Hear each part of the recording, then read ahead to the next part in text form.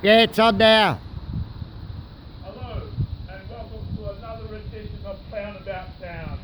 Trying to work out some things that's been recently discovered to myself with the research that I've been currently doing. That research being into law, the different kinds of law, the application of law. I'm standing here in front of one of many courthouses around Australia, a magistrate's court. I'm unsure if this is actually a court of the people or a court of corporations. That's unknown to me based on what it is I've uncovered with my research, because this hasn't been taught correctly in schools in Australia, from my understanding, since 1975. The main person of which it is I've tried to source information from or open my blind eyes to see is that of a man named Wayne Glew. Glew spelled G-L-E-W. It's very interesting things that he says in relation to laws and the application thereof laws, and certain phrases as far as language does have power. For instance, if I were to say to you, I stand on land and not on sea, which would be apparent to anybody else, why is that important to make aware to a court in the processes of court? Very interesting. It's because I stand on land, I do not stand on sea. I wish at any time ever to be judged under common law of the land. One of the most powerful documents we have here in Australia, from my understanding, is that of the Australian Constitution. It's over a 1,000-page document which has been created by the British Parliament and also, I believe, possibly the Australian Parliamentary. And it goes into detail in relation to the making of laws and establishments of governments, their roles and responsibilities. There are many responsibilities that are actually had by different persons in relation to their duties. As far as my understanding is, both a magistrate, both a policing officer and ministerial officer are required when they're sworn into duty an oath. That oath is an oath to the Queen. That is also very important whether you're a monarchist or a republican. The difference between a republican and a monarchist is very different. That it is very important people educate themselves. We have already lost so much by allowing it just to go. It's gone. People don't know.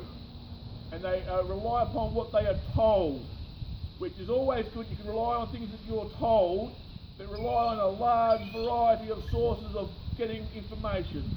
Always question the motive of who's telling you what for what purpose. Is what they're telling you going to be in any way beneficial to themselves, which is generally the case. I have an understanding, which can always be wrong, as far as I've only just recently had the time to research these very basic things that have not been taught in Australian schools from, I understand, 1975. Upon that, I've also learned that there is potential of the actual Constitution having been doctored with materials from the original being removed. Also, terms in relation to the Crown has been removed and put in place the government in relation to opposed to the Crown. These terms, words and terms, are very important. If I were to tell you I can go and burn a person without harming a body, do you understand what that means? Most people don't. But the thing is of what a person actually is. I am not a person. I would advocate everyone to research this as far as if you believe you are a person, you are not. A person, your person, you should each have a person. You are not a person, but you have a person. A person that is owned by the state from which it is you were born into.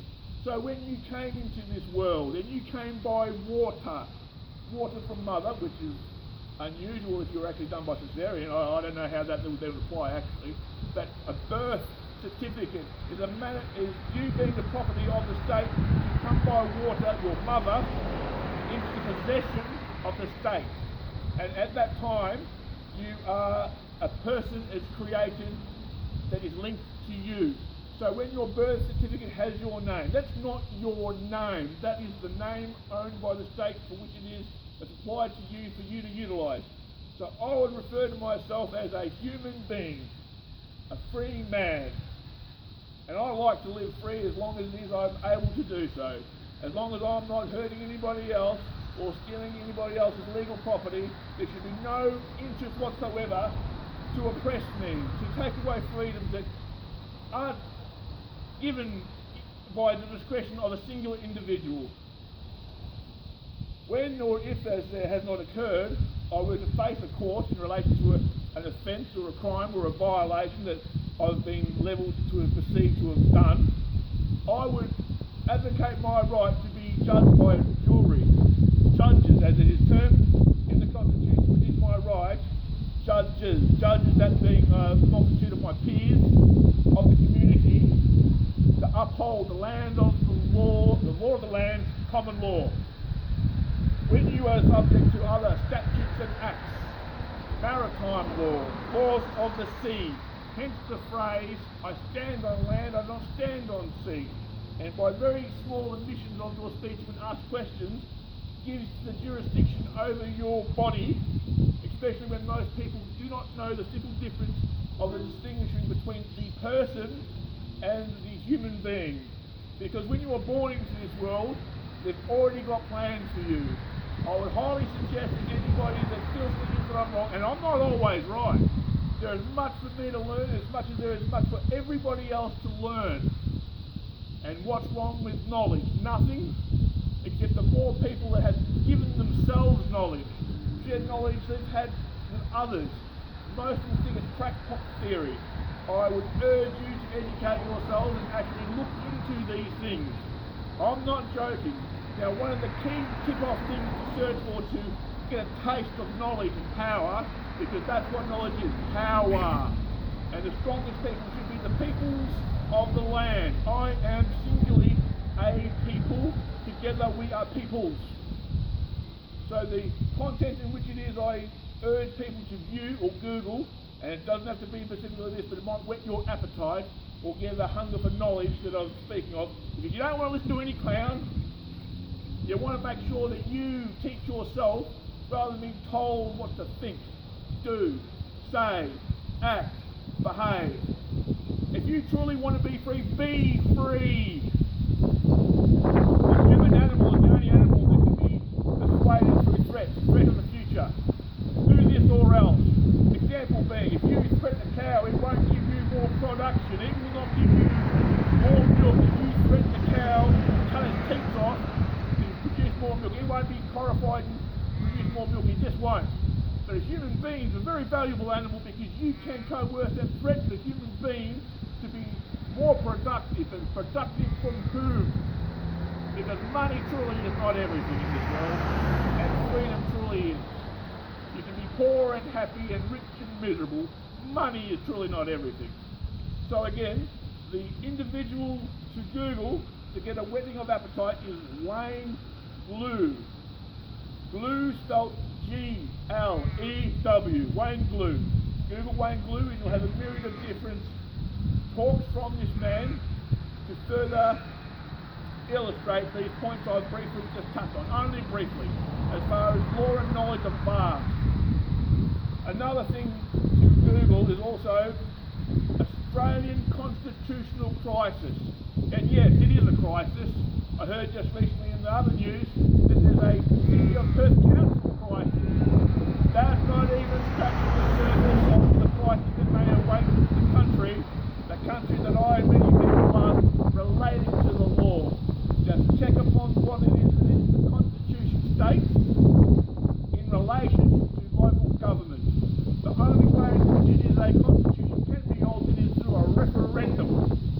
Because there has been times I have understanding and a belief. Now beliefs are dangerous, so check all these things out. I could be lying. So check it all out. Is train of thought, I've got to catch it where it's gone. What was my last word? I can't recall. Hang on a second. Just pause it there while I catch my breath and my thought. Recording down. Okay, please forgive me as far as sometimes My enthusiasm causes a bit of a break in my thinking pattern, but that's okay. Now, this is not to try to agitate some sort of retaliation against the fraud that's been put upon the people of Australia. It is to educate, gain knowledge, not to start a revolution even though things have been so bad for so long. It's like business as usual, which is very depressing because things can be better, they should be better, and the only people that can make things better is us, the people. So, that's not to advocate to be untoward towards any policing officer because they are our friends. They may not know what their duties are, but they are our friends. They may not know as well as you do not know. As far as remember, these things weren't taught in Australian schools from the point of 1975. So there's a lot of people walking around eyes open but yet still blind. I will commentate further on this particular matter, and I'm very open to suggestions as far as, am I wrong? What do you think when you hear these things? Am I a crackpot? Because as people are becoming aware, more and more over, things need to change. They can change peacefully when we all have gained our knowledge to stand up to say, no, this is not right. And questioning authority isn't subordination, it's just merely saying, well, what is it that gives one human being the right over another? And it can't be simply it's my job or I've been instructed to do so. That's just not good enough. As far as that's something that's been said by many people doing many things. It's my job, I've been instructed to do that. Now that may very well be so, but everyone has a choice upon their own actions, everyone. And it's unfortunate that usually people are actually kept in a perpetual state of fear of loss of job, because slavery is abundant around us, and you just don't recognise it.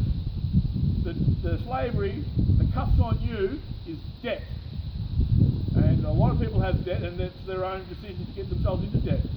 But if you explore this further in relation to government debt, who is it that the government is indebted to, and why? Why would you want to indebt yourself to have somebody else controlling your actions? Which is exactly what's happening to us, not only here in Australia, but other countries.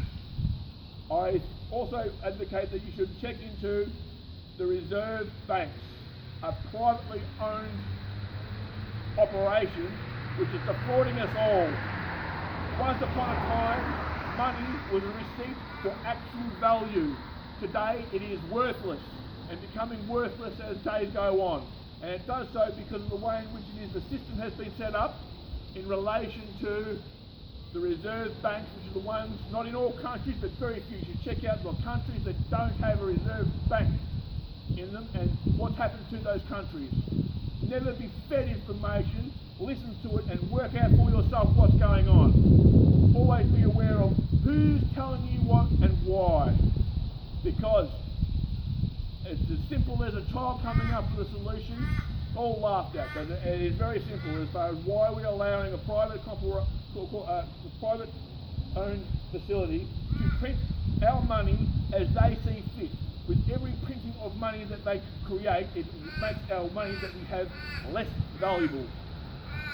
If you look on an Australian, not an Australian note, if you look on, say, an American note, because everyone looks to America as the beacon of freedom, and freedom, good nor bad, is still freedom. I'd rather have unprotected freedom than protected freedoms that put me in a cage.